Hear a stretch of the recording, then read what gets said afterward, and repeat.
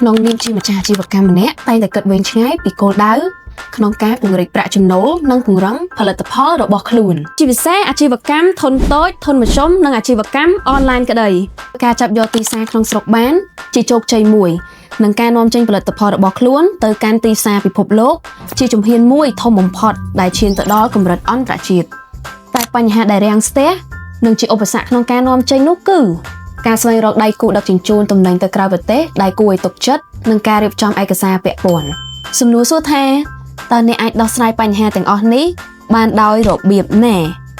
GPA Express ជាដៃគូយុទ្ធសាស្ត្ររបស់អ្នកយើងនឹងផ្ដល់ឲ្យម្ចាស់អាជីវកម្មនៅទំនុកចិត្តគុណភាពប្រសិទ្ធភាពនិងសុវត្ថិភាពក្នុងការនាំចេញទំនិញពីកម្ពុជាទៅកាន់ពិភពលោកคล้ายទៅជារឿងងាយស្រួលបំផុតតម្លៃពិសេសសម្រាប់ម្ចាស់អាជីវកម្មដែលជាដៃគូដោយកាត់បន្ថយប្រាក់ចំណាយនិងបង្កើនប្រាក់ចំណេញរៀបចំឯកសារបែបបទពន្ធគយឲ្យមកចប់និងលឿនមានទំនុកចិត្តដឹកជញ្ជូនទៅដល់ទីតាំងអតិថិជនលោកអ្នកទូទាំងសកលលោក